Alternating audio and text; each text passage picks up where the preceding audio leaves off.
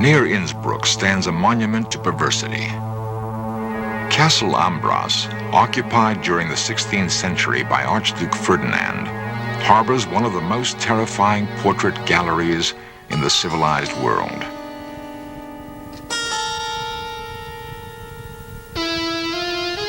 Painted from life, these grotesqueries reflect the offbeat tastes of the collector. In this gallery of the bizarre are images of those maimed in battle or deformed by nature.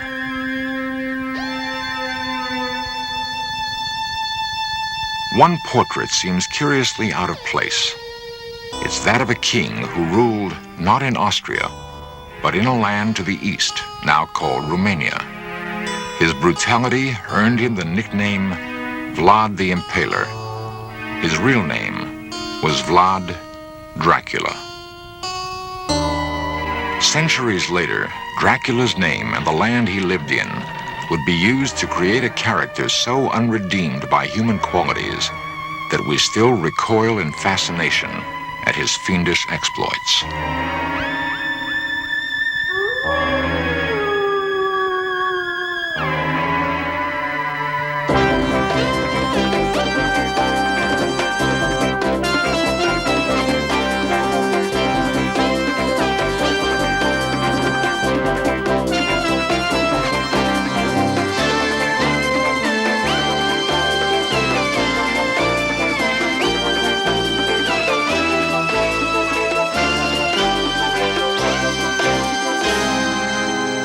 Dracula, fiction or reality, a search for the truth behind the legend.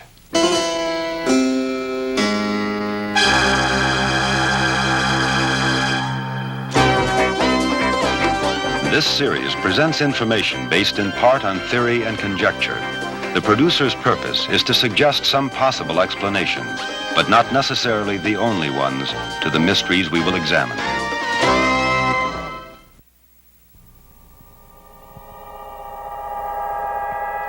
Horror has a special fascination for many, and filmmakers have done their best to exploit that fascination. Audiences have come to know Dracula well. They've seen him portrayed on the screen for more than 50 years. There's the black cape, the jutting canine teeth, the demonic eyes and nocturnal lust for blood. But what of the truth behind the legend?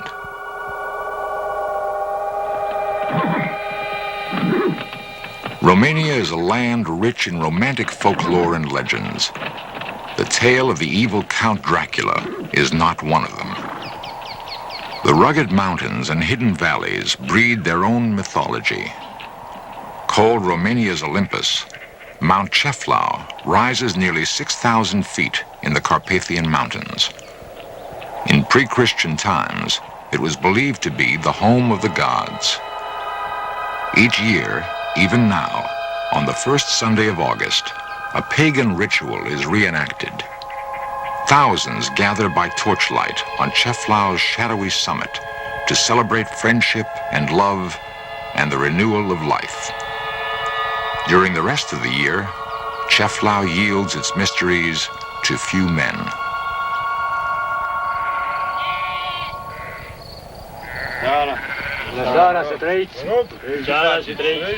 Dr. George Iacome is a surgeon who climbs mainly for adventure. The other, a shepherd, who has spent a lifetime in these alpine meadows. Both know the mountain and its hidden places. Both respect its awesome symbolic power. Though one is a simple peasant, the other a man of science, the mountain has given them a strong bond of friendship. They exchange stories of ancient superstitions of dark, frightening corners where no one has yet ventured.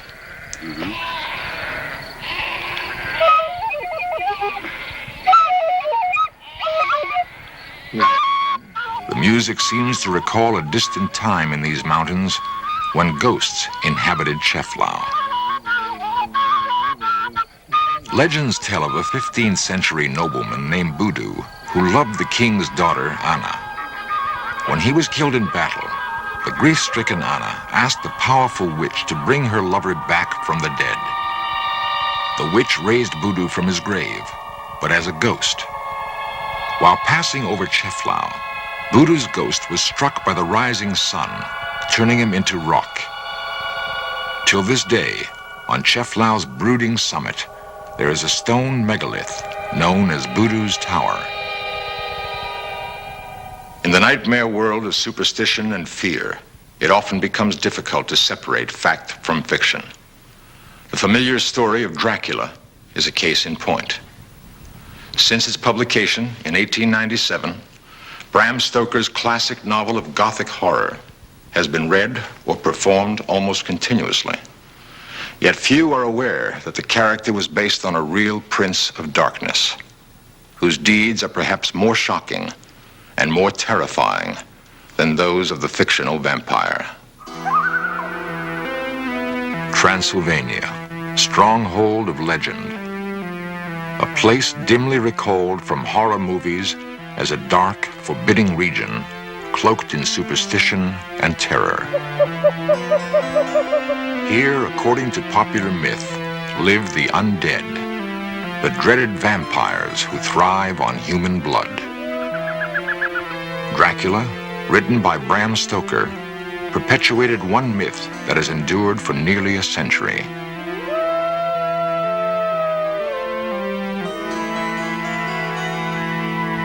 Along Transylvania's southern perimeter stands Castle Braun. In appearance, it corresponds to the castle described in the novel as the home of the bloodthirsty Count.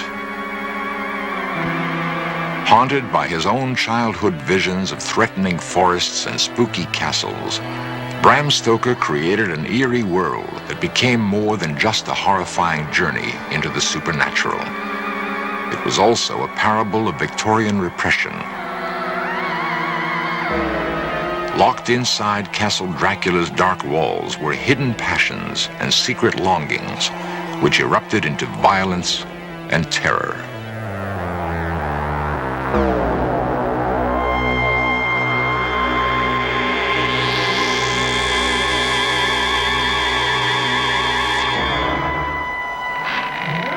The German film classic Nosferatu comes closer to capturing the mood of the original novel than the later interpretation of Bela Lugosi.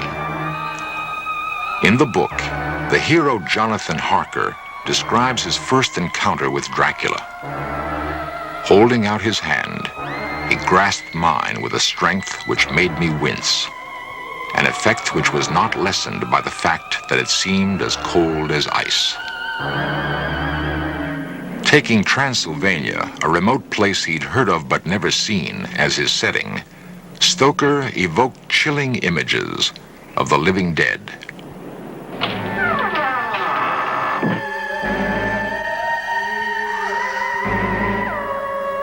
Under the shroud of darkness, the fiendish apparition risen from its coffin begins to stalk its human prey. The nightmare becomes reality. The unknown clutches at our throats.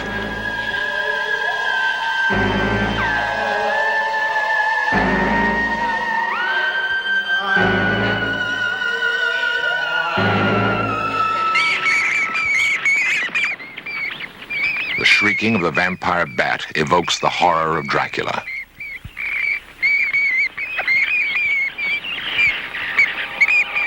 Night-flying hunters, they prey mainly on cattle. But one strange fact stands out. The vampire bat is found only in Mexico and South America. Modern Romanians stubbornly deny the existence of vampire legends in Transylvanian peasant lore. To them, Dracula is the name of a 15th century tyrant whose story, too, was written in blood. Nicolae Paduraru is an official of the Ministry of Tourism. His search for the historical truths behind the Dracula legends brings him repeatedly to a small island on Lake Snagov, near the capital city of Bucharest. It is on this island that the body of the real Dracula is supposedly buried.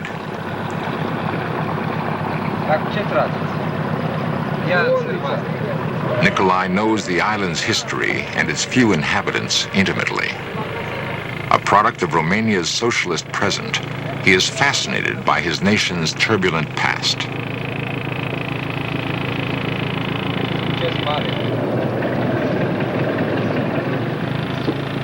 Părinte!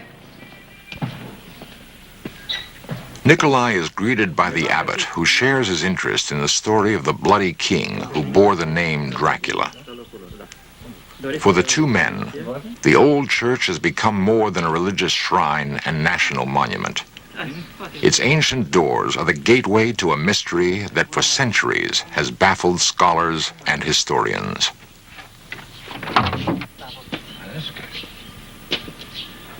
Superstitious romantics have speculated that any robber entering the church would be met by Dracula's ghost, rising in vengeance from its grave.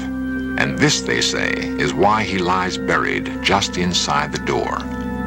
A more logical explanation was forwarded by archaeologist Dino Rossetti, who uncovered the burial site in the early 30s. The decapitated body was placed in an unmarked grave to prevent vandalism. Saints and kings have begun to fade silently from Snagov's walls. The monastery enjoyed the protection of Vlad Dracula during the 15th century. But when one of the priests dared challenge the king's decisions, he was put to death, slowly and painfully. The torturous method of execution favored by the king was so barbarous, his own countrymen branded him Vlad the Impaler. In Romanian, Vlad Țepeș.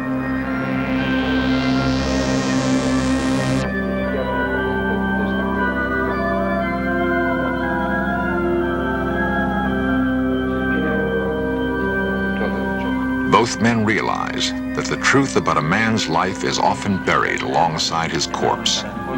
That the infamous monarch whose name symbolizes evil incarnate might himself have been the victim of propaganda spread by his enemies throughout Europe. Seeking the truth can become an exciting adventure, and so a search begins.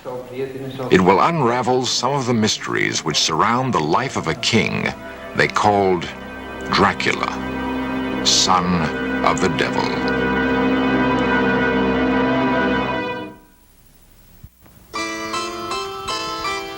Transylvania, the heart of Dracula country. Transylvania spreads across northwestern Romania in an unbroken chain of fertile hills and sunlit valleys. Here, the princes of Wallachia sought refuge from fierce Muslim warriors who burned their villages, raped their land, and punished captives by mercilessly driving stakes through their bodies. From the Turks, a young Wallachian prince named Dracula would learn all about impalement.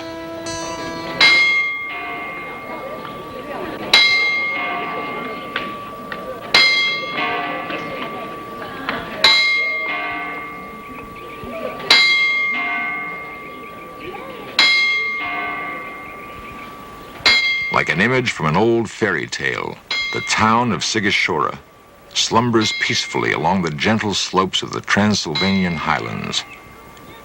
Unchanged since the Middle Ages, Sighișoara was once a bastion of Germanic military might and commercial enterprise. In this house, in 1431, a son was born to the fearsome Prince Vlad Dracul, the Dragon. The boy was called Dracula, son of the dragon. A coin bearing the family emblem is one of the few remaining artifacts from Dracula's reign. The symbol of the dragon reinforced Vlad's image as a fearless Christian crusader. As his notoriety grew, the name Dracula took on new meaning. Dragon would be increasingly interpreted as devil. Vlad belonged to an age of brutality. The Renaissance, which saw the rebirth of art and learning, also bred new tyrannies, unspeakable torture, and oppression. To understand Vlad's cruelty, we must also understand his world. The nunnery at Sucevica was originally a fortified monastery, protected by walls 20 feet high and 10 feet thick. The traditional woodblock, summoning nuns and monks to prayer, may at one time have also been a summons to battle.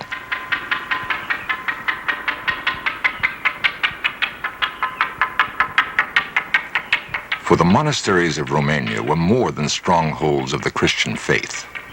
They were part of a formidable defense perimeter to ward off invaders. It's likely that the young Dracula looked out from the battlements of such a monastery, watching men die in the brutal spectacle of war.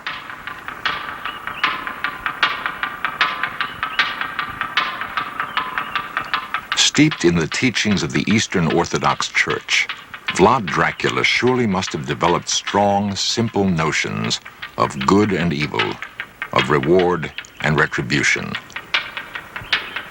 The ladder of virtues, the work of an unknown artist, shows that in the climb toward heaven, few are virtuous enough to reach it. Most topple along the way, headed toward eternal damnation. To a young prince, impressionable and bristling for power, such messages were clear. By punishing evil, salvation could be had.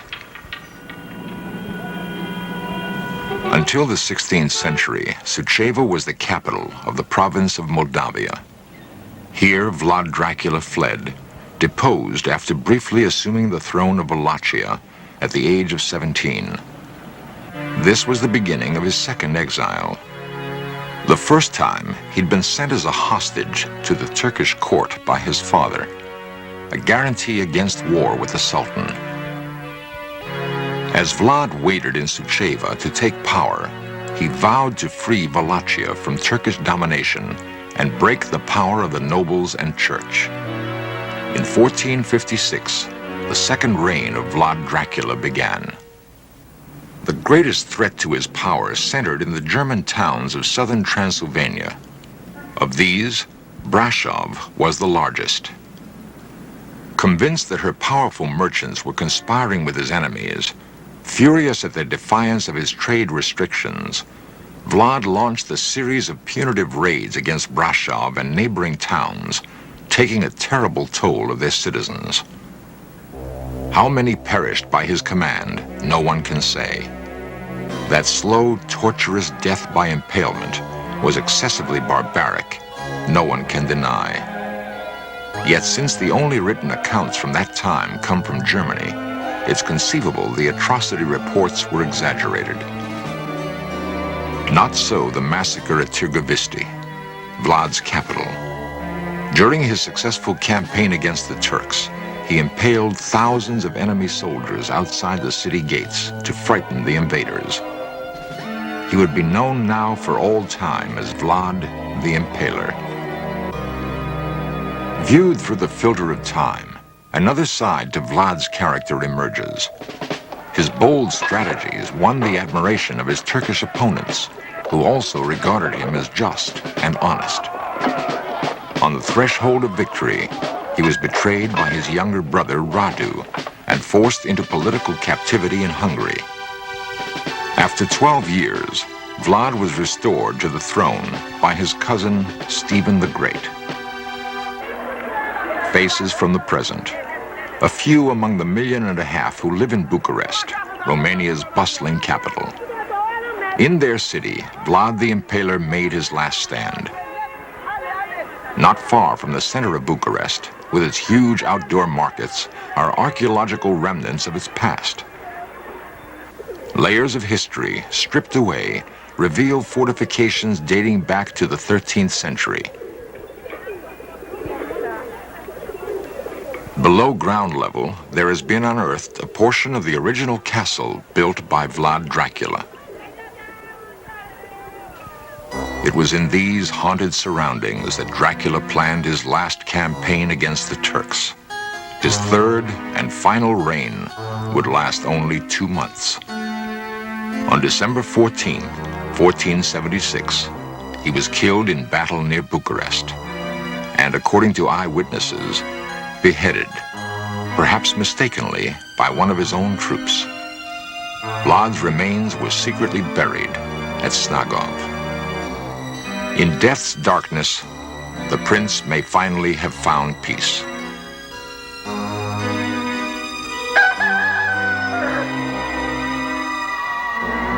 If some light has been shed on the truth during this search for Dracula, it doesn't mean that belief in vampires will be dispelled.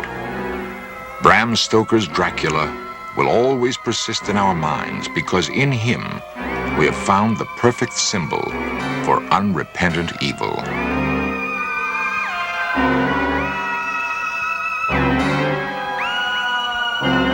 In Nosferatu, Dracula is destroyed by the daylight, dissolving in a puff of smoke. But many would prefer to feel he can still be found, lurking somewhere in the mist-shrouded mountains of Transylvania.